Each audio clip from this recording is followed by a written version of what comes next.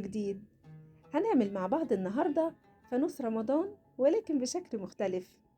الفانوس الترندي اللي بيتباع غالي في المحلات هنعمله بطريقة سهلة وبسيطة وبخامات موجودة عندك في البيت. وطبعا هقول لكم على المقاسات المظبوطة اللي هتعمل لنا الفانوس الجميل ده. يلا على طول على الفيديو علشان تعرفوا الطريقة. يلا بينا. في البداية أنا محتاجة كرتون يكون قوي، وهرسم مستطيل زي اللي احنا شايفينه كده، أبعاده 8 في 18 سنتي. هسيب بقى من كل جنب 1.5 سنتي زي ما احنا شايفين، وبعدين هرسم مستطيل داخلي وابتدي ان انا افرغه بالقطر. تمام كده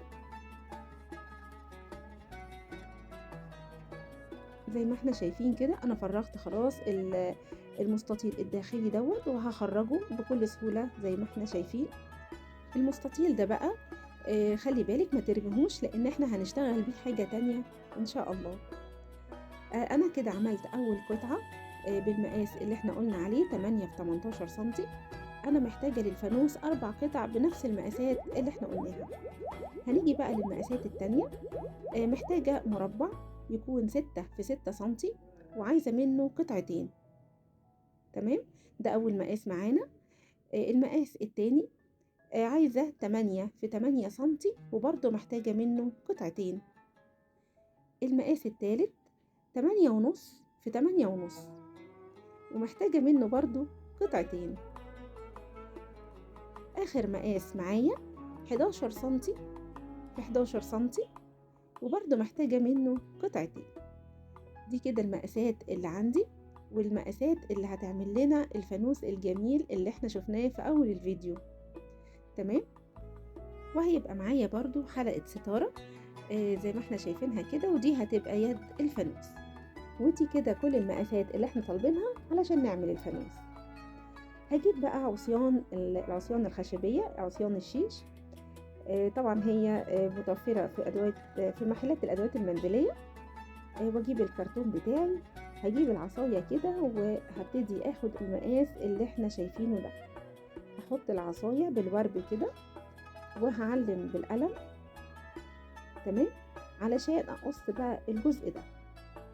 هجيب بقى المقص بتاعي او البنز بتاعتي وهقص زي ما احنا شايفين كده. انا عملت المقاس دوت، وهعمل منه كل القطع بقى الشيش اللي عندنا هعملها كلها بنفس المقاس ده. تمام، هجيب طبعا عصيان الشيش دي في منها السميك وفي منها الرفيع، اختاري اللي انت عايزاه.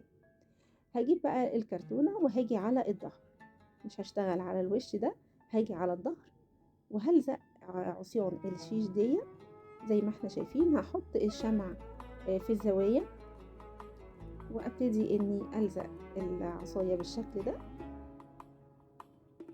تمام، هثبتها كويس، خلي بالنا. هجيب بقى العصاية التانية وهحط برضو الشمع في الزوايا كده، وهلزق العصاية هتعمل لي شكل اكس اللي احنا شايفينه ده. تمام، خلي بالي الزقها كويس جدا.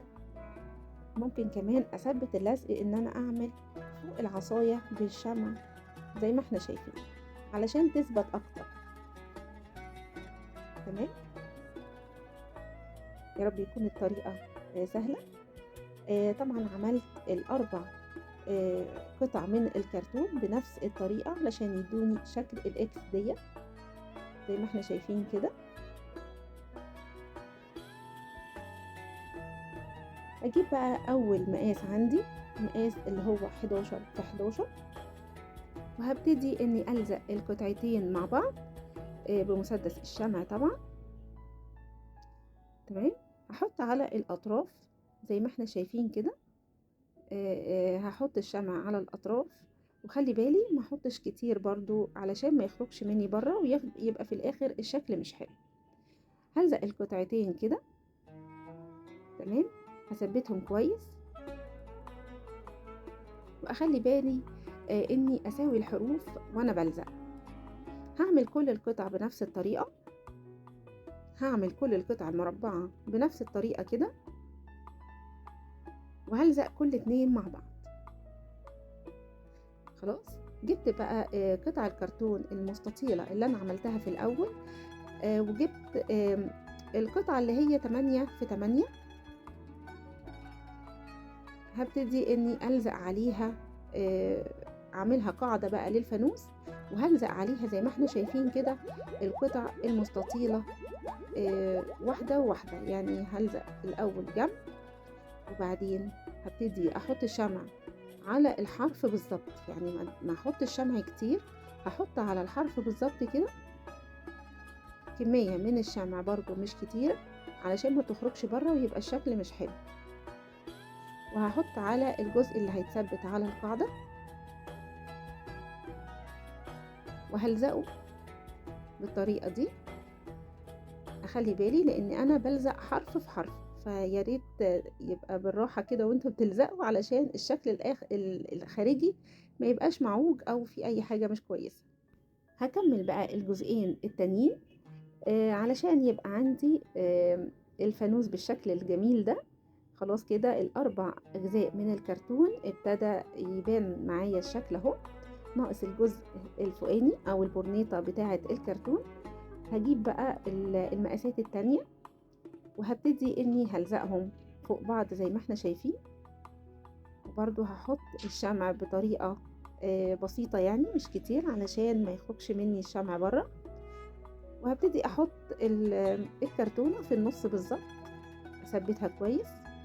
هجيب بقى الجزء الاخير وهلزقه برضو بنفس الطريقة كده. اراعي بس ان انا احطه في النص بالظبط علشان الشكل الاخير يبقى حلو. تمام كده. خلاص خلصت البورنيطة بتاعة الفانوس بالمنظر ده. هجيب بقى الفانوس وهبتدي الزق البورنيطة عليه. انا بوريكم هنا الشكل قبل ما الزق. كده خلاص انا لزقت البورنيطة بالشكل الجميل ده. خلاص خلصت الفانوس او خلصت الجزء الكبير منه. تمام.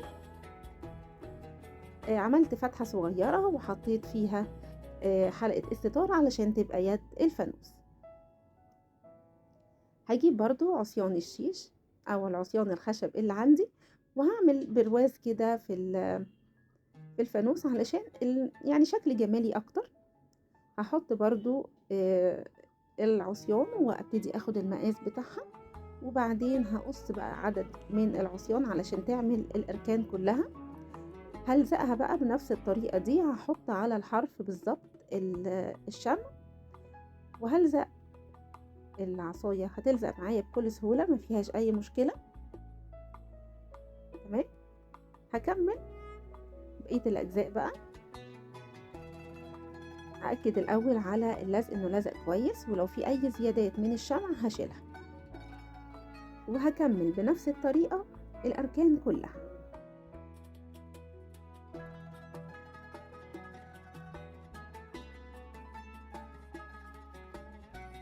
علشان يبقى عندي في الاخر الشكل الجميل ده. فانوس شكله حلو جدا ومخدش مننا وقت.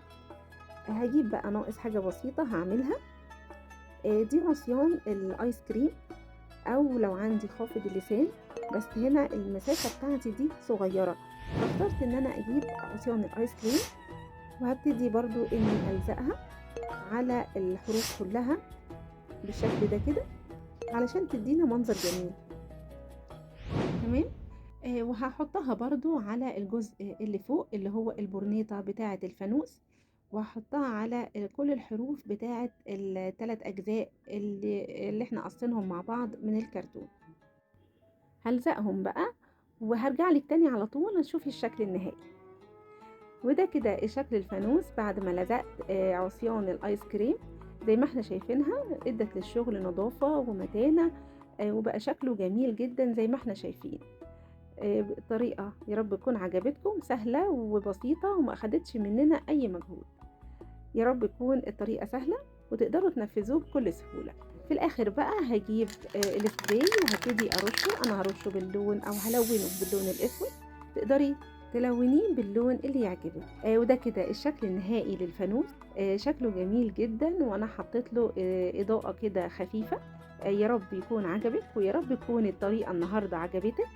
ده كان فيديو النهاردة، ودي كانت فكرة النهاردة. أتمنى أن يكون الفيديو عجبك، وما تنسيش لو عجبك الفيديو تدعمي القناة وتدعمي الفيديو باللايك والشير والسبسكرايب، علشان دايما يوصل لي كل جديد أنا بقدمه. وإن شاء الله هنتقابل تاني قريب في أفكار تانية من فنون الهاند ميد وأفكار تانية لرمضان. كل سنة وانتم طيبين، والسلام عليكم ورحمة الله وبركاته.